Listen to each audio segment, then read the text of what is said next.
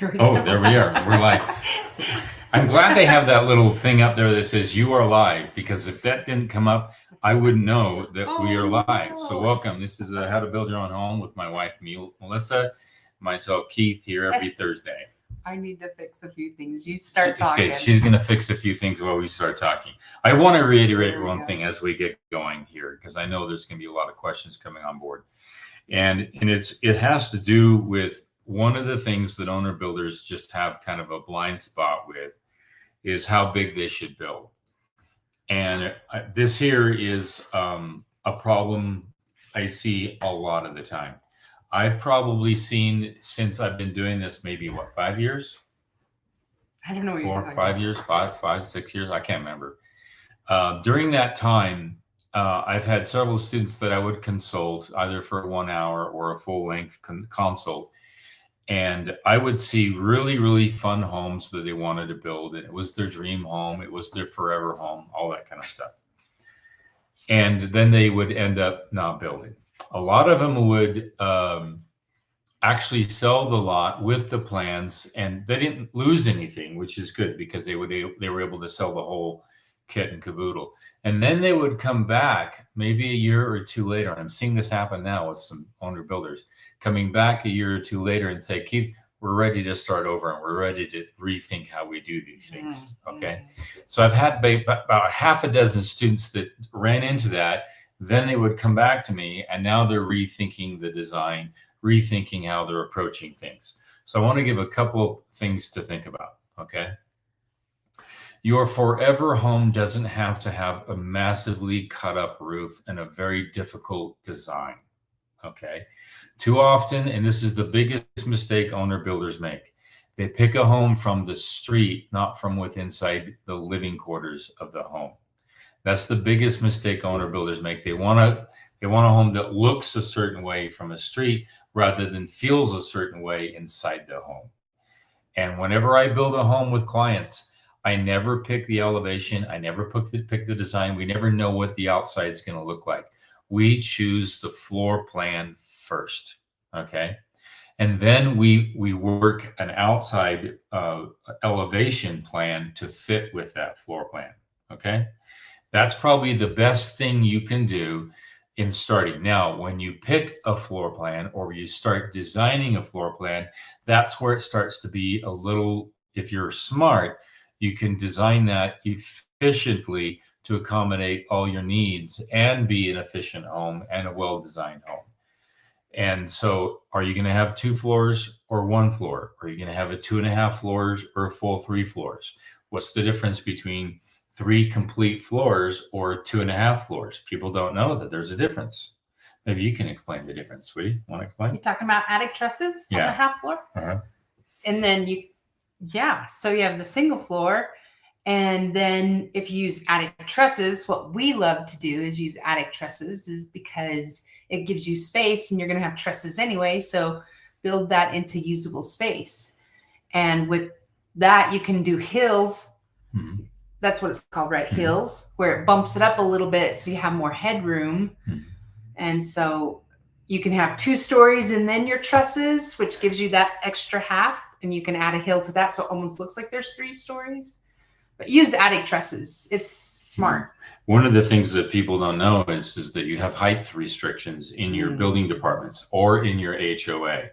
And sometimes they will say you can go 2.5 stories, but you can't go 3 stories, meaning that they're going to force you with an attic truss configuration. And the reason why they do that is it cuts down on infiltration of views from other people. Or you might have a flat up 24 or 29 foot height restriction, and that's it. And as a result, you can't go a full 3 stories typically. You just can't. And so that's why there's other configurations in 2.5 stories. And plus, in some jurisdictions, 2.5 stories is a different tax than a full 3 stories. So what I'm getting at is that if you kind of know this stuff in advance and you think in advance as an owner builder, you're not going to run into it later. And one of the things I found out with owner builders is they go after their dream home, they go after their forever home, and then they run into things, actual real costs. I had some owner builders that designed this really, really long home, and it had I don't know what kind of roof design they call it. It's a roof design. It's cut like that, like a barn. And the roofing and sheeting and labor to do all that was costly. And, I warned them in advance. I said, this is going to be very costly. The waste on the sheeting is going to be insane. The labor on the framing is going to be very hard. The labor on the roof is going to be more difficult, and you're going to be limited on what you can do. And plus, you're going to have some possible leakage, on and on and on. And they found out that later, rather than me warning them in advance, and they didn't want to hear that. So listen carefully. When you do your first home as an owner builder, keep the design is really easily frameable, easily buildable. Don't make it complex, and don't cut up the house on the outside. That's the biggest no-no. And I've seen owner builders have crickets and dead valleys and all kinds of stuff on the roof, and then they run into problems down the road. And as a result, they end up not building because they see some costs that are hitting them upside the head. So let's continue. Let's take some questions here. I wanted to just reiterate that. I may bring it up later with some other stuff that will pop in my head, but that's the biggest thing I've seen. Having been on this for 5 years, students are coming back and restarting after they had to start and stop years ago. Now they're seeing the light and kind of going at it a different approach. Okay. So Sunshine, how to respond when a sub wants copies of other subs' bids so they can see how much they charge. That's a really good question. A lot of subcontractors would wish they could see where other subcontractors' bids are. And I think there's nothing wrong with that. I actually thought of creating a technology where, let's say you need work done on your home, and you give a specification as the work that you want done and how many square feet, and you're really detailed, or you upload plans, or you upload some specification as to what you want. And then you get to see all these bids. But and then you can profit on the platform, because then you charge the other subcontractors a small fee to let them see all the bids. And by doing that, they would get better. I mean, they would get better at bidding. And I've seen bids come in through a text, and I go, it'd be nice if it was a full detailed bid. And they see, oh, that's my competition. They're up to snuff. They really know how to detail. They got their inclusions, their exclusions. They've got it all on there. And I just got this simple one-liner. And so it would actually make people better. And I wish there was more transparency. So to me, it's not a bad thing, to be honest with you. Okay. Done. And then they could like nitpick it too. Yeah. Like, well, I do this and this and this. And then you could say, well, you could put that on there. And then put it in your bid. Yeah. So. Good question though. Okay, Sunshine again. I want to break ground, do the foundation, but want to wait until spring for the rest. Suggestions? Yeah. If you break ground, don't get any compaction tests. Wait for the spring to do that.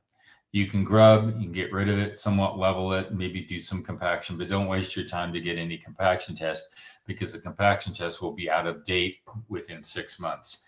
So wait until that time occurs. So if you have a lot of wooded forest on your property, yeah, get rid of that. Spend the fall to do that. Or if you have a lot of grubbing, sagebrush, I don't, whatever it may be, get rid of all that and get it close to the level you need. But watch out for your geotech report. It could say 7 foot over X or 3 foot over X, or grub down to 12 inches, then over X 2 feet. I never know what your geotech report's going to go. Just go as far as you can until you have to recompact. It's when you recompact, you want to wait and do that in the spring. This next question is really good. So it's Michael. Glad you're here, Michael. Can we send our plans to you or post to the community for feedback on our blueprints? I think that's a great idea. And I'll go into Discord. I'll create another channel section and call it plans and see if we can get everybody to give feedback on plans. When you're in Discord, if you want everybody's attention, just do the @everyone and then ask your question like, hey, take a look, see what we might need to change. But brilliant idea, because the more eyes you get on there, the better things that you can find. There was one time when I was in high school, and my friend, their family was remodeling their home. They were extending it and remodeling it. And so we were all looking at the house plans and look at it. And then we realized there's no bathroom in the master bedroom. I mean, the toilet area. And so it was good. Everybody was looking at it because the architect missed it. It was crazy. So, and then you get some really good ideas in Discord when everybody's looking at the eyes. You'll probably get some crazy ideas too, but take what you can. And if you're in Discord, I'll do that. help other people out. If somebody posts something, we all are helpful when we help each other out. Yep. And you'll find new people on there every couple of weeks. And some people finish and they go and new people come in. So it's that kind of a community. And then if you want, check out the 1 hour consult. I do that all the time. Yeah. Okay. So I'll remember to do that. Okay. Alex R. Hey, it's been a while since I've asked a question here. Will there be a market update video again soon? What's the builder sentiment for the last quarter of 2025? Yeah, I still have the third quarter one update, and we're going to update another one this fall. I'm going to tell you this right up front. Now is a really good time to build. Do not look at interest rates only. Okay. If you look at interest rates only, then you're not looking at the cost of materials. And what's happening with the cost of materials? They're flatlining and they're dropping. Lumber is 28%, almost 30% below its high in the COVID area. That's a huge savings. Now, if you're just looking at interest rates and not looking at labor costs and material costs, then you're making a big mistake. Throughout my career, I've always seen during down economies, that's always a better time to build than in a booming economy. Well, and the interest rate right now is down. It was at 7.5% a year ago, and now it's at 6%. So go for it. I just talked to a mortgage broker this morning, and he can get it at 5.25%. So you never know. Ask around. So don't let one thing dictate if you should build now or not. Look at other peripheral issues. Labor costs are flatlining, and they're not going up, even though there's inflation in other aspects. And then big items like concrete and lumber, they're all going down. So look at the whole picture, not just one digit. Okay, Doug in Utah, a friend is building a house. Electrician wants $70 for each ceiling light. Please review what you have said about what you now use. Do not do that. That's a bulky housing unit, and you're paying the electrician a huge amount of money to put in a bulky housing unit, and then the fixture and the light bulb, all of that. If he does a flush mount LED, each light, the J box is 89 cents or $1.25. It ranges in that price. And then you purchase the flush LED light, which has various tones. You can do a brighter light, more yellow light, more warm light, and you can change it. They're all dimmable, and they don't have that bulky housing. And there's a gasket on it to help with smoke and sealing off air and all that kind of stuff. And each one of those lights can range from $4 to $8 a piece. So this is something that people don't understand. Electricians charge a huge amount of money for those. And that's a recessed light. Yeah, if you want some recessed lights, you're going to pay for it.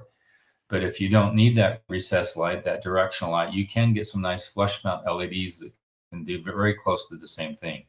Or you go purchase the bulky housing unit and you pay them to put it in. But be careful, they still might want to charge you $20-$30 to put it in, when I can put one in 5 minutes, and it doesn't take them. That's 2 hours of labor, to be honest with you. It doesn't need to be. Plus, it's not very good for air filtration. Air gets in it and it exits into the attic. Not good. Then if there's a fire, they're not really well fire rated. So again, fire can work its way up into the attic. Look at the flush mount LED lights. Okay. Get back on the screen. There we go. I like that. Okay. This is a 3-part question from Michael. Okay, I'll let you read it. I don't have my glasses. Okay. In California, it looks like I need a radiant barrier on the envelope of the building. And I need R19 plus R2, the R2 part being the continuous insulation product. Is there an all-in-one product to achieve this? And then he said he came across Seal Tech, and it shows it's 3 millimeters thick. A radiant barrier sold in 50-foot length and 48 wide rolls, and states it's R15. Could this be used as building wrap? And then one more. It doesn't say it's oh, I can't say that word today. Sorry. Yeah, perforated. And I've read that a house wrap radiant barrier needs to be perforated. So if this is not, do I need furring strips? The only reason why it would need to be perforated is because if you have a radiant barrier, it's aluminum product. So that's a constant perpetual seal over the entire home. And if it's not perforated, you don't have any vapor permeability through that paper. But I'm not a fan of, like I said, I like aluminum roofs, aluminum shingle roofs, because that is a radiant barrier on top of the roof, not underneath the sheeting, but on top of the roof. That's why I like, and it solves that whole problem. And you can go to the state of California and say, yeah, this is a full radiant barrier.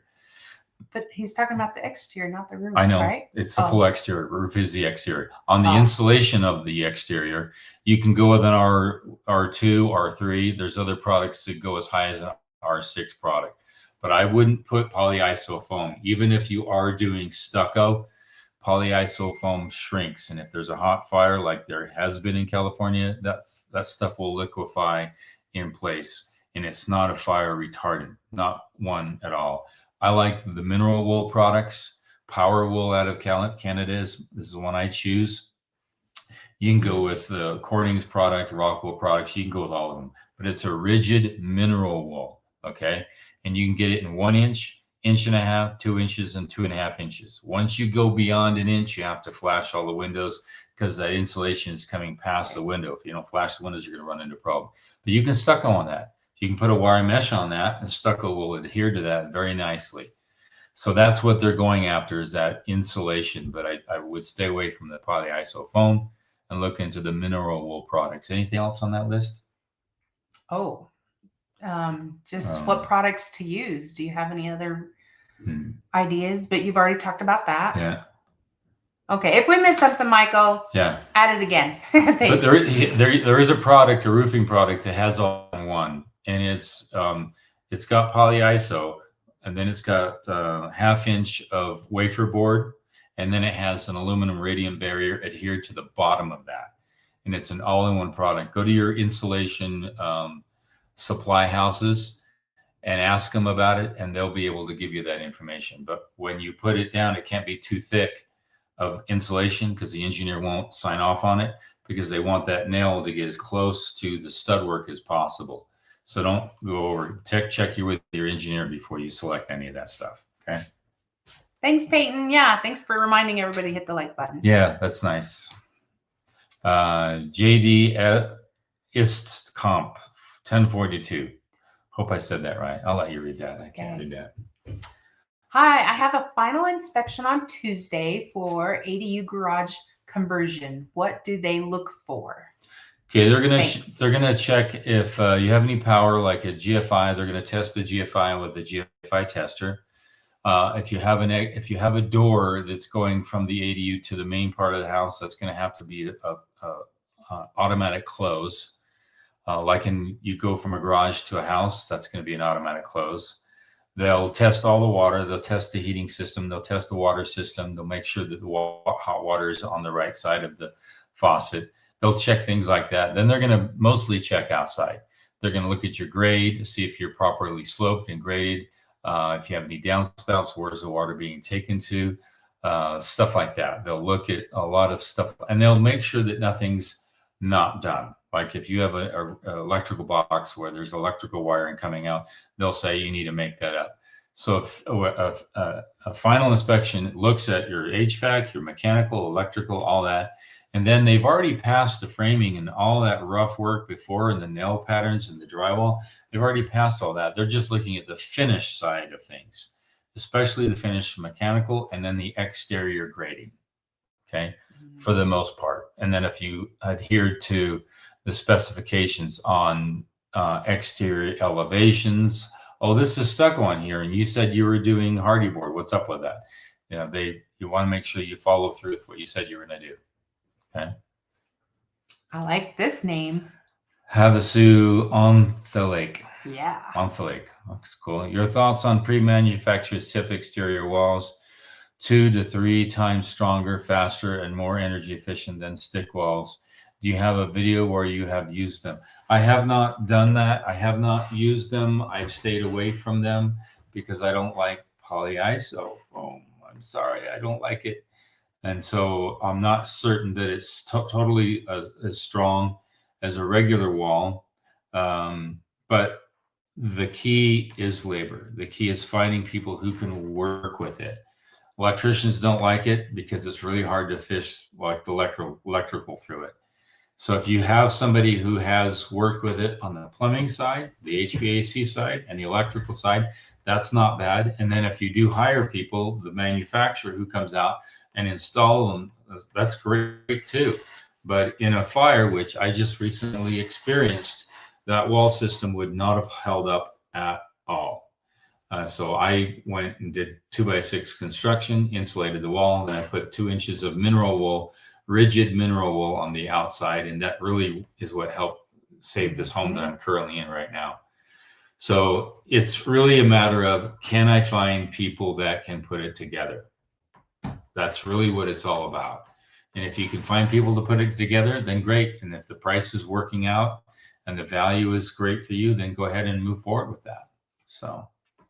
And we literally were in a fire. The firefighters said there were 100-foot flames on our home, and that our home saved 2 homes from burning down because ours was built almost fireproof. Yeah, you can see that fire right there. The trees all burned down. So it used to be all forest. Mm-hmm. So okay, back to Michael. Okay. Recessing lights. So using the puck lights, we still toss J-box up in there. No, yes and no. It depends on the puck lights. There's some bulky housing puck lights I'd stay away from. I'd look at other lights that can use a regular 3-inch J-box, a rectangular one or a round one. The round one is, I think it's 3 or 4 inches in diameter. And the round ones are probably the easiest to find because some of those lights have a transformer in them and you have to fit that transformer up into the light structure. The newer LED lights have the transformer built into the light fixture itself. So I've seen this technology come a long way. When we first had LED lights, you had this bulky transformer. You had to stuff up into the J-box. Then you put the light on top of that. Now they've got really efficient. It's all built into one unit. But again, don't use the small rectangular J-boxes. Use a larger circular J-box, and it will have all the room to fit everything you have inside there. I don't want you to get off the screen. There we go. Okay. Michael, regarding walls specifically, so 2x6 construction needing R20, R2 continuous insulation. Sounds like I can get that with 1 inch. You can. And how does that affect trimming the exterior windows, doors, or other product? It won't affect it at all. Why? Most window manufacturers build for stucco. Stucco is the #1 siding attachment for just about 80% of the homes that are out there. That stucco is about 1.25 inches, 1.5 inches, roughly. If you are using polyiso foam in an arid, dry climates like we are in Arizona, then that's going to come out to the very close edge of that window, almost flush. It will come flush after the gray coat, wire, and finish coat are applied. It will come out flush. But the minute you use something thicker than 1 inch, okay, it's going to come past it.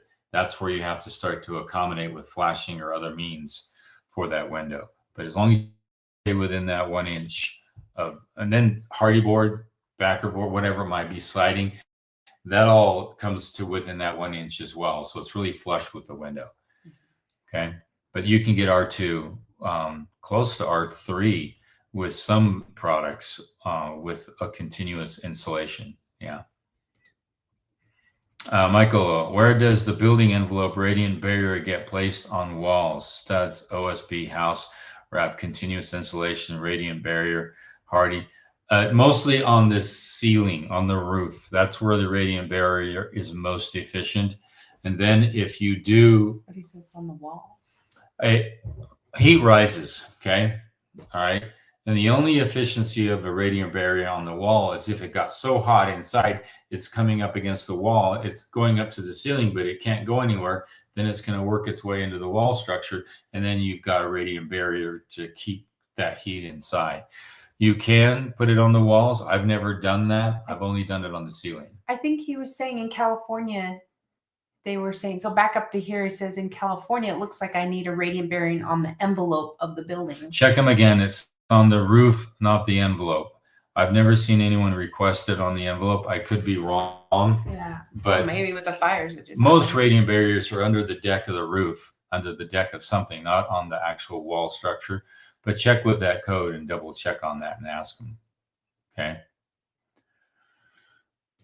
Okay, where are we here? Venom Bunny. Would you recommend using power wool and hardy plank with fiberglass inside the walls for cost savings? Rockwell bid was 3 times the cost of fiberglass.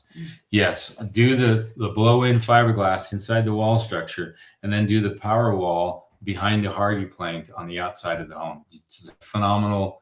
To me, that's your best design structure, other than maybe a fast wall, which is really pricey, but fast walls really superior to that. But for affordability, that's the best route to go. Okay, that's it for now. I love power wool.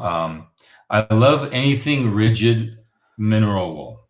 All right. And you can get mineral wool in R30 bats, really thick like that. You can get mineral wool that goes in a 2x4 stud for sound tech problem, or sound teching, soundproofing. And you can get it for the exterior envelope of the home. I'm waiting someday. They're going to take OSB. They're going to apply it right to mineral wool. And I just put it all up. Boom, done. But that they haven't designed that yet. So Would that be hard to cut through? Not really. You just get a saw and cut through it. The mineral wool you can cut with a bladed knife or a serrated knife. Bread knife. He uses my bread knife. Yeah, you can cut that with a bread knife. It just get one that's just go to a DI or some secondhand place and get thrift store to get a serrated knife, and you can cut all that stuff very easy with that. Not the fiberglass. You need a really sharp knife for that. But just get a serrated knife. You can cut just about anything with that. It's really easy, really efficient. Yeah, I want to know how many women are in here and their husbands use their kitchen utensils as their extended tool shop. Let me know, please, in the comment. I want to know. I want to know how many women go into the husband's workshop and take something and they don't replace it. What? Never. That never happens. Yeah. Okay. Let's see what Michael says. Okay. Pella 250 versus Milgard Trinsic. Any preferences? Pella has a lot of good local regional support that you can call on. They have a really good sales rep and customer service locally, especially with the higher grade window you get. Then that automatically kicks in them helping you. I've built some homes where I called the service tech for Pella. They came all the way up the mountain, fixed it, they were done. That's great about Pella. Milgard is more of a builder grade. They do have some higher end stuff, Milgard, but they don't have the sales and service support that Pella does. Pella has a huge range of windows. They've got builder grade you can buy at Lowe's, and they've got this high end stuff that they can put in some very expensive homes, stuff like that.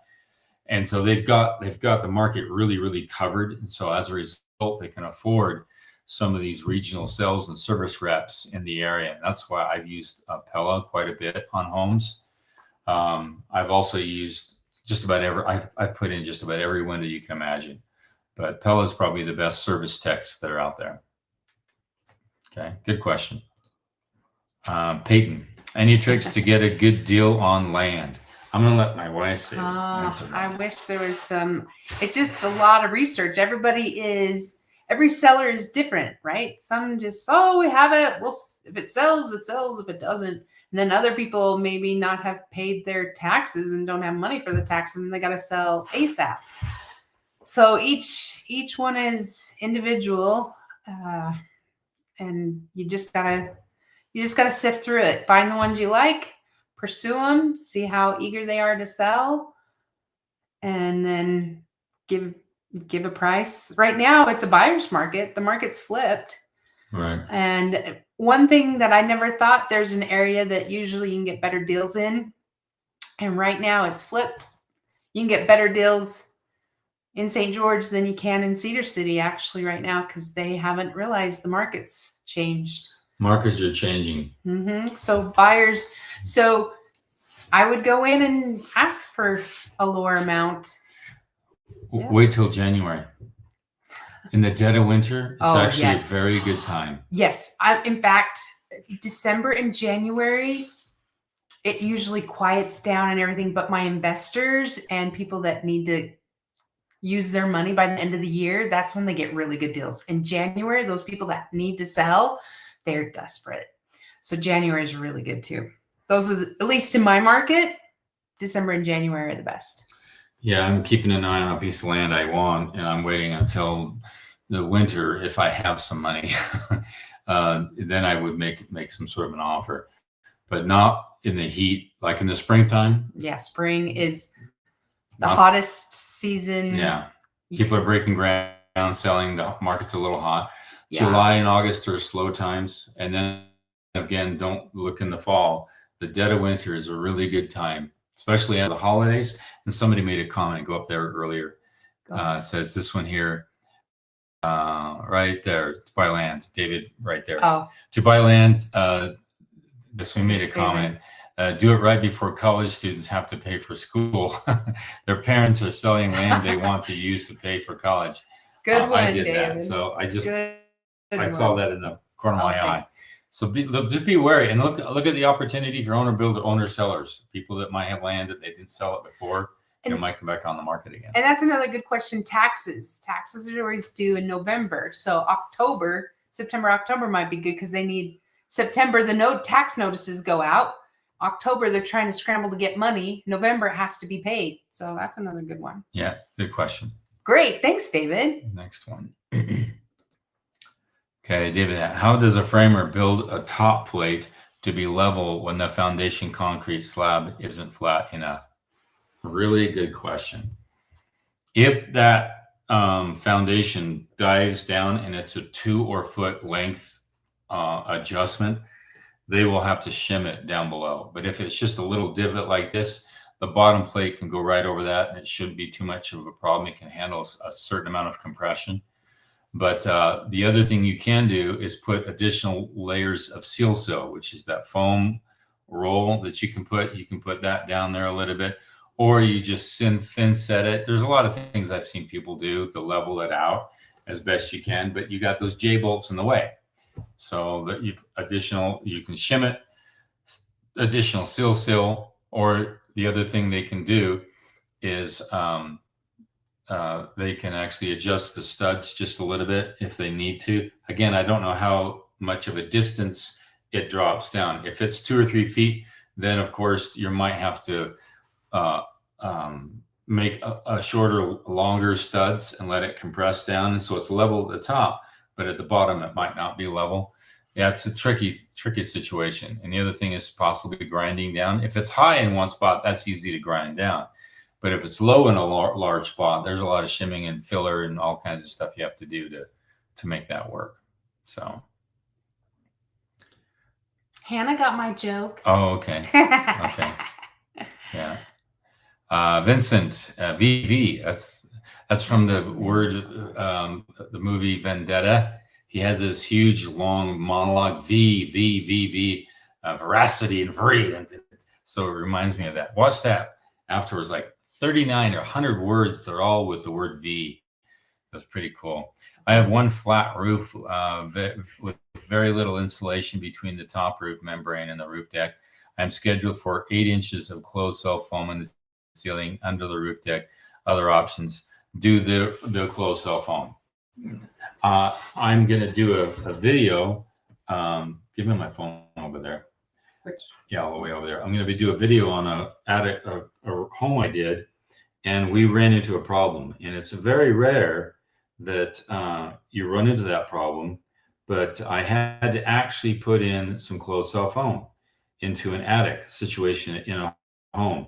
And if I didn't do it, I wouldn't have had the R value that I needed for that home. And I'll show you that picture, right? All these pictures that are here coming up.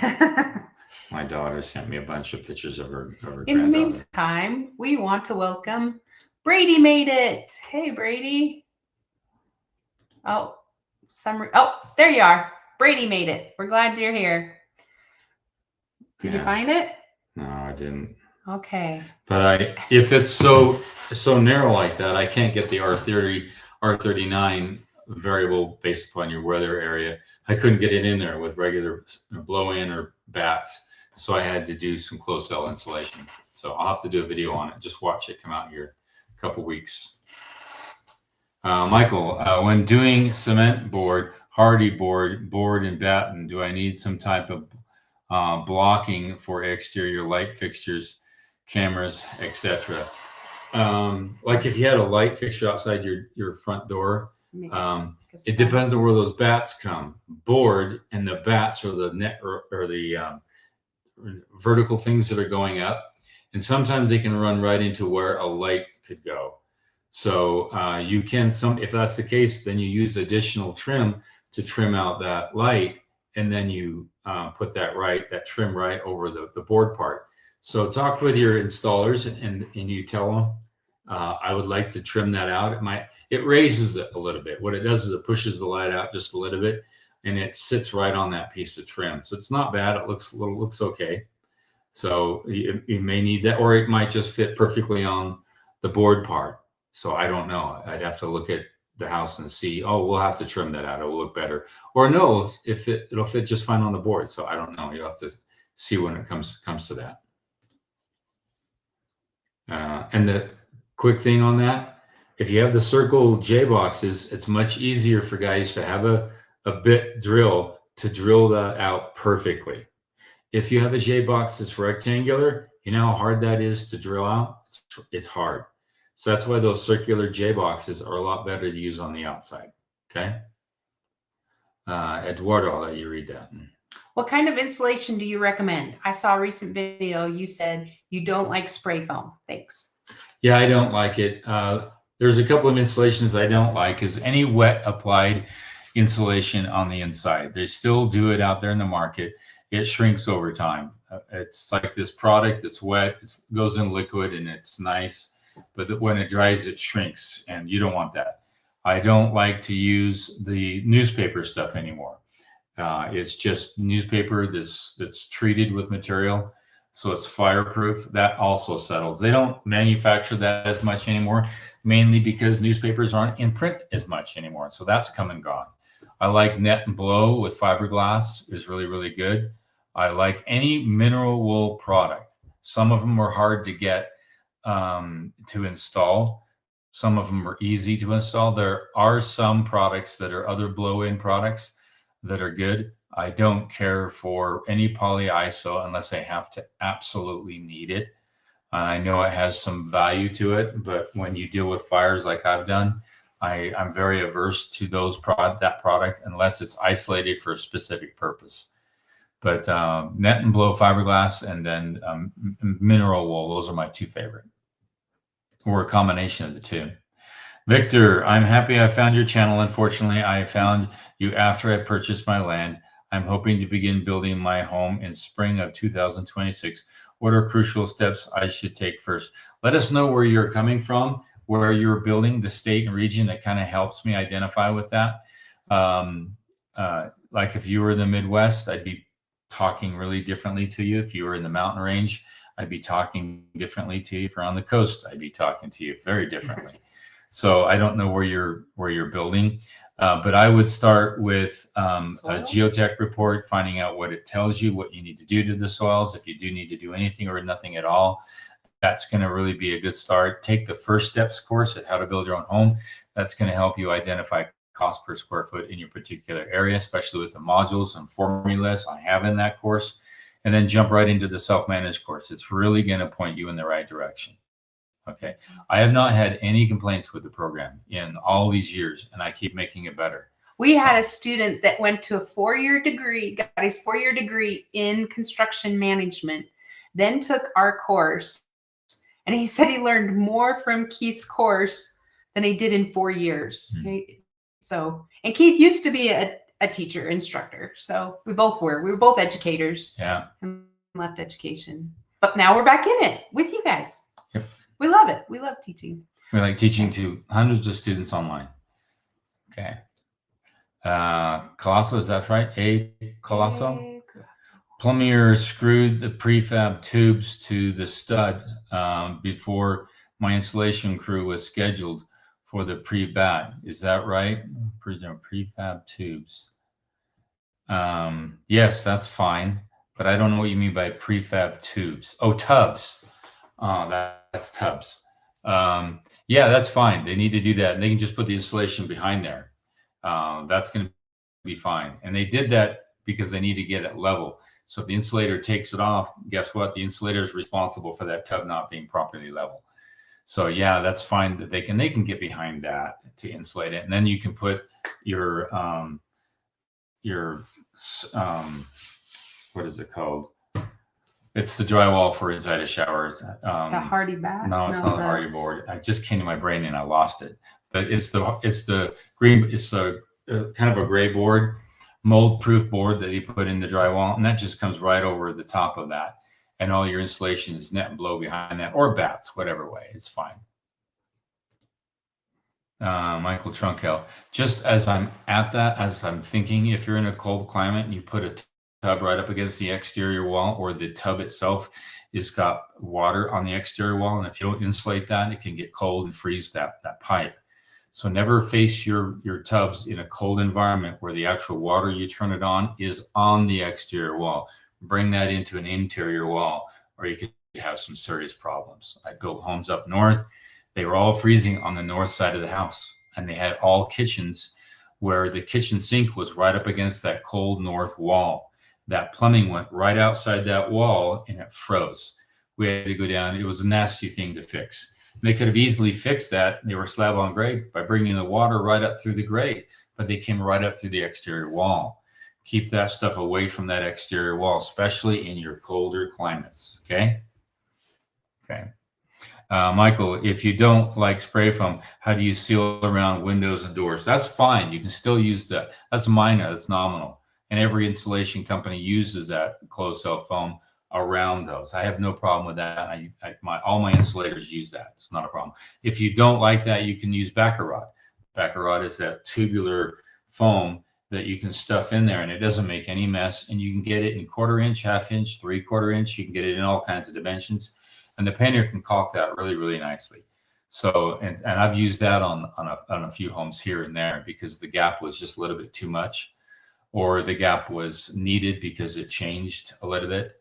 So yeah, you can use that too. It's not a problem. This is a good one from David. I'll let you read that one. Okay. David B. I'm surprised they haven't switched to cardboard over newspaper. This is the insulation stuff. Amazon alone could probably insulate every house in the U.S. with used cardboard boxes. Yeah. I think the reason why is because they have to shave it down to such a level that it can blow it through. Newspaper is easy to just shred up. And I think they could shred that cardboard up pretty nicely. Mm-hmm. But the other problem is the cardboard has all the tape and the glue and staples and all kinds of stuff that might make it really difficult to, get inside the home. And then they have to treat it with a product to make it fire retardant. Mm-hmm. And it's that chemical thing that you have to put on stuff to make it work. And a lot of people didn't like that because it had an off-gassingness to it, and that was affecting the health of people inside their homes. So it's a hard sell. You have to overcome a couple of hurdles. So okay, there you go, Vincent. Moisture can pass through mineral wool, which can condense on the other side of the flat roof. Alternatives. It's not going to condense on the flat side of the roof. Oh, he's in Washington. You're going to have a sufficient air movement through that mineral wool, even in your environment. If you have some vented inside your attic, the venting alone will keep it from condensing. The only way water can condense, there's no air movement.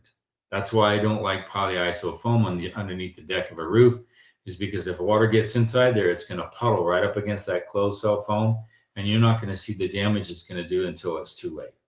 With mineral wool, it's vapor permeable. Okay, so it can actually, let's say there's air movement in the attic. Okay, and yet there's, for some reason, moisture on the other side of that mineral wool, and then you got your roof deck and roof product and all that. Well, if there's air moving against that mineral wool, that dryness of the mineral wool is going to pull away from the condensed water on the other side of that. So water follows the path of dryness. So if you've ever been in the desert and you take a bucket and you put it in the sand, it soaks it up. But if there's a rainstorm, heavy rainstorm, and it's already wet, it won't percolate into the ground as fast. And that's the benefit of something that's vapor permeable. Air movement can work across it, and it will pull out that moisture from deep inside there.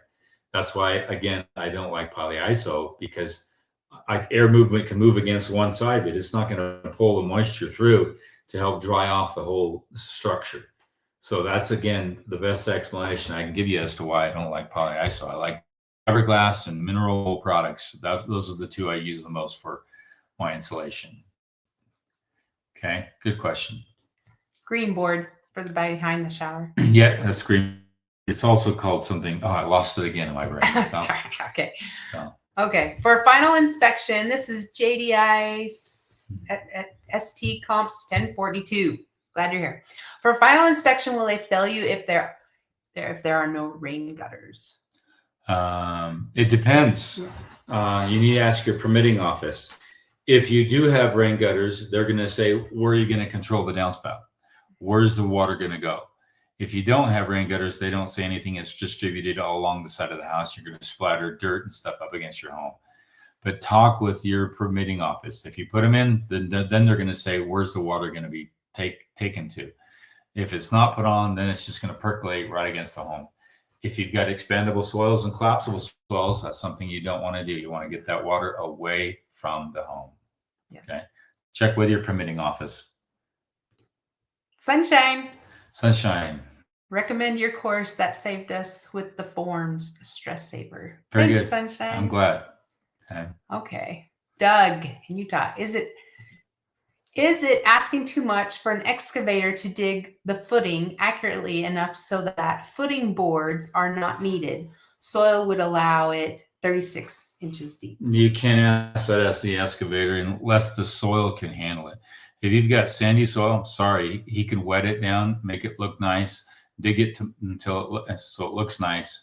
But the minute it dries, it's going to slough into the footing. So I've had a lot of. I'm working with another a contractor right now, and some construction contractors in concrete love to form everything no matter what, because they can control the actual cost of concrete and how much concrete they're going to use. Others will just dig it in the soil. But again, if you have an excavator and he's got a 22-inch bucket and you're a 36-inch bucket or a 28-inch bucket and your footings need to be 24 inches, guess what? He's made a footing too big and you're going to pay extra money for that footing because it has to be 10 inches or whatever high, thick anyway. So that's something I've wrestled with. I've done a lot of in the ground footings. I haven't had too much of a problem with that, but I've also done some that are formed up, but only because I was able to get the elevations I need. It depends on where the elevation of the home is. Like, I'll give you a simple story. This is a really good lesson. I was down the street building a home, and we were setting the grade, and we already had a sewer septic in, so I had to be above that, but I needed a certain amount of play, and I didn't know if I should go 3 or 5 or 6 inches because I need that play in there so that I have sufficient flow and drainage for the sewer. So the next thing I did, I said, okay, let's go shoot grade out on the street. What's the elevation of the street? And what's the elevation of the top of the main floor? Okay, what's the difference in feet? And it came out to about 2 feet and 10 inches, 2 feet 10. I go, okay, over about a 60-foot distance, That's going to be my slope. I said, we're good. That's fine. But if it was going to be like 4 or 5 feet, then the house was going to be sticking out too high. My grade was going to be nuts. Can we drop that a little bit? That would have helped. But it came out just fine. And so that's why you say excavators, you need to work with your concrete guy and help him, ask him to help you shoot grade to find the elevation of everything and make sure you have proper slope for drainage and add up all those things. Just don't let them go in there willy-nilly and do something if that excavator is not experienced. Make sure you get your concrete guy on board, and then make sure you get your plumber. I had all 3 of them there at the same time at the job site. We all discussed, came to conclusion, boom, we hit the grade. But don't assume your excavator is going to be able to do that all by himself. They won't figure that out. They'll just shoot it where they think it should be and all's done. So, good question.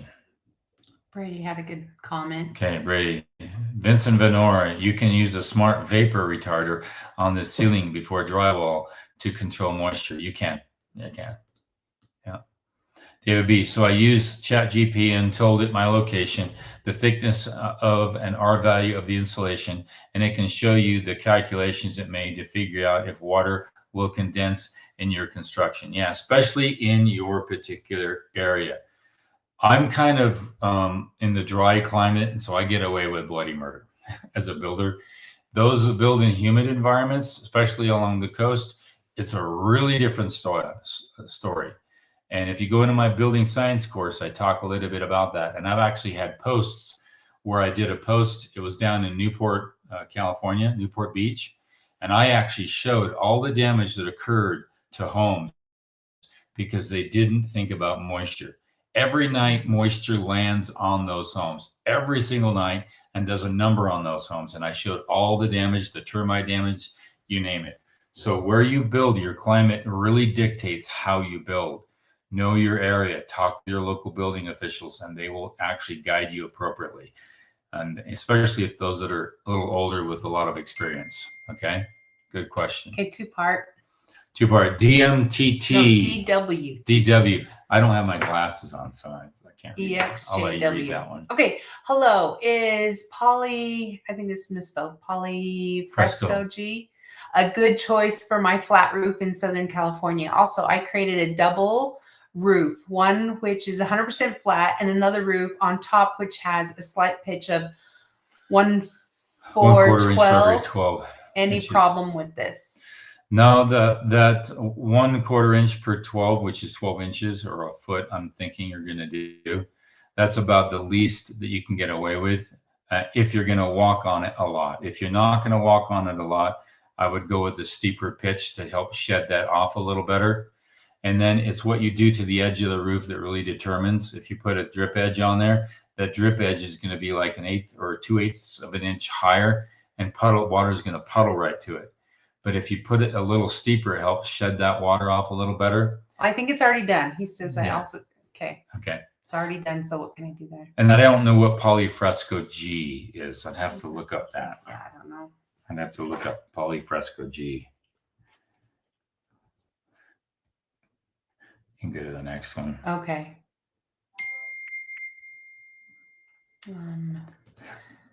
Michael, do you spray anything on the wood after walls are put up before sheathing to protect against pests, termites, bugs, rodents?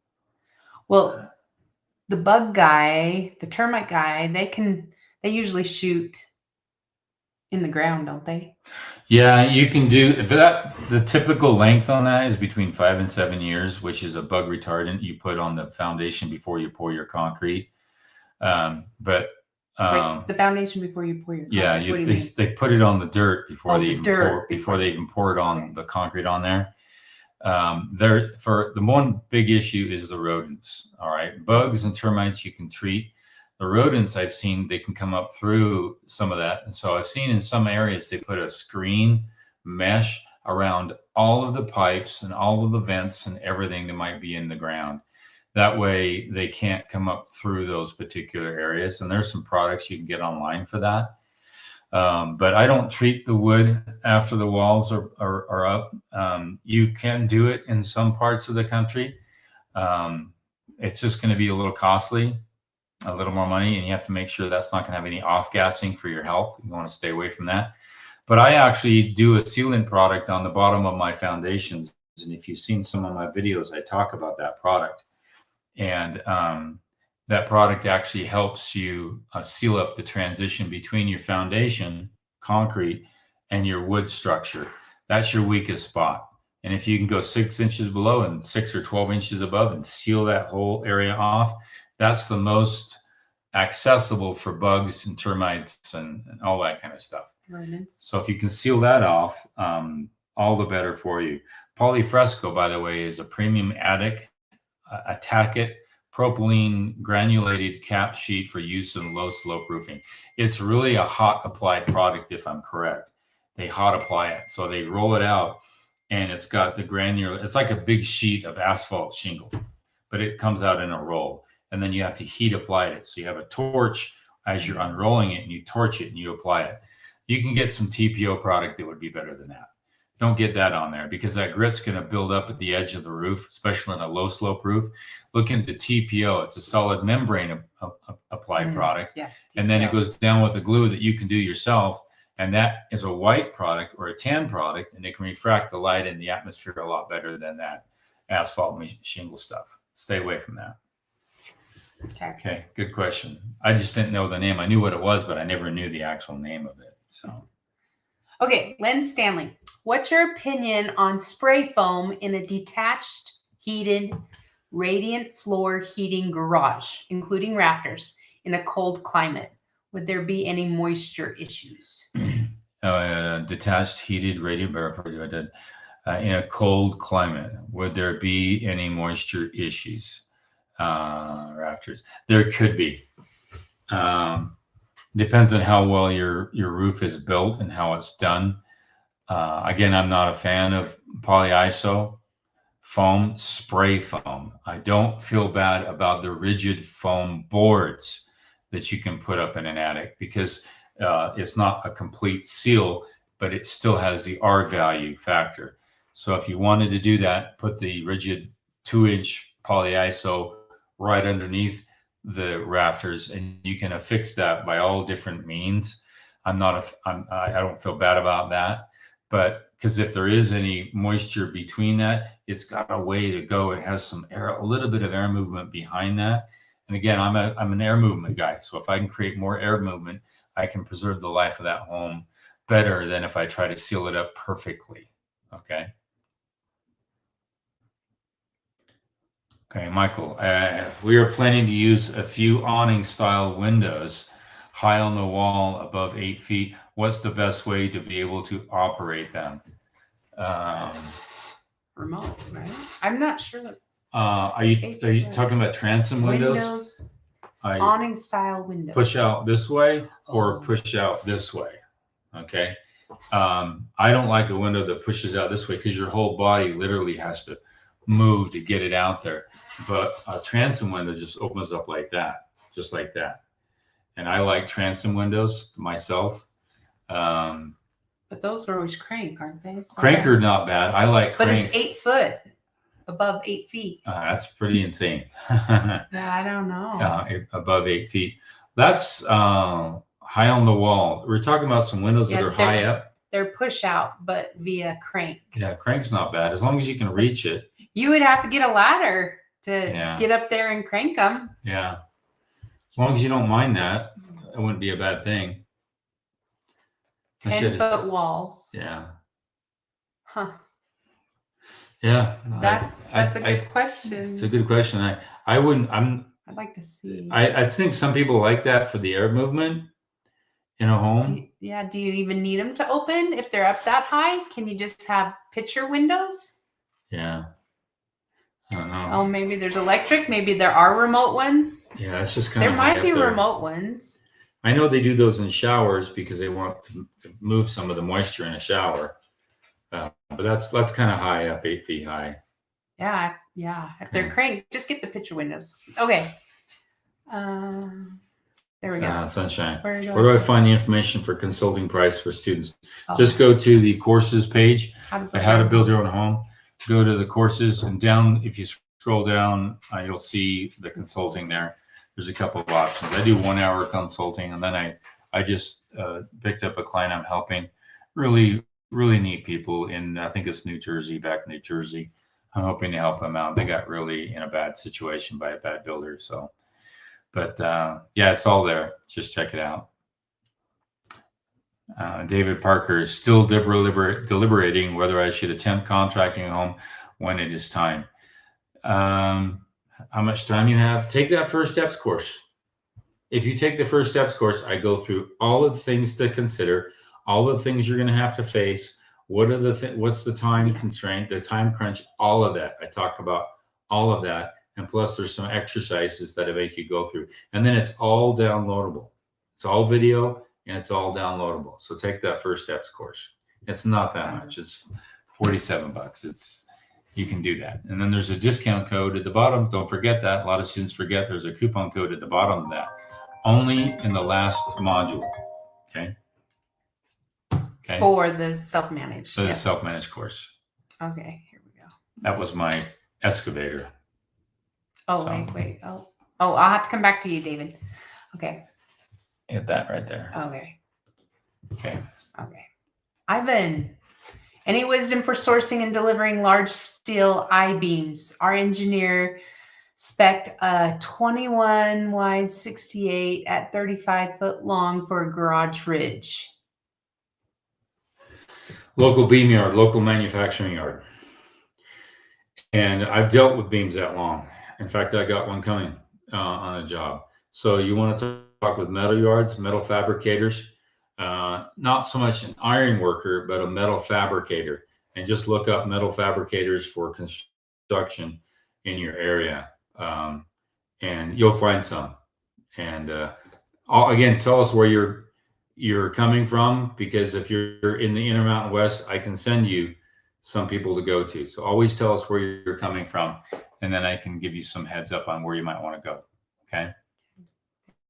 Good question. David B. How to build your own home. I would like to see a few videos about building codes. Some places use the national code, and that thing has so much stuff not application, like roof load. Correct. A lot of building areas are not sophisticated, and so they just adopt that code without really knowing what they're doing. Others just add all their own weird stuff on it that has no relationship to the National Building Code.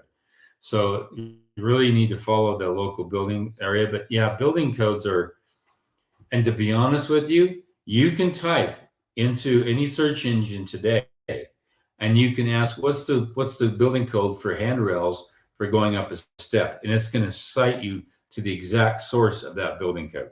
And it will say the IRC or the national code. It will give you one of those. And it will say, okay, that's what it is. What's the code for handrails on a deck? All right, vertical, horizontal, how far apart, etc. It will give you a direct reference to the International Building Code. So you're lucky. You don't have to hunt through a book, try to find a code, and is it out of date or not out of date? It's much easier to find stuff now than it ever has been. And you'll find those resources. So don't feel like, and that's maybe I should talk about that. And I can show people live how they can actually use some AI tools and even some regular search engines for that. Okay, good question. So he's in Wisconsin. Wisconsin, okay. With the beams still being. Yeah, you're going to be close to a lot of beam manufacturers and metal yards. You shouldn't be a hard time following that. In fact, you're very close to where a lot of that stuff used to be manufactured. I don't know if it's manufactured there now, but just do some research and you'll find it. Okay. Yeah, that's it.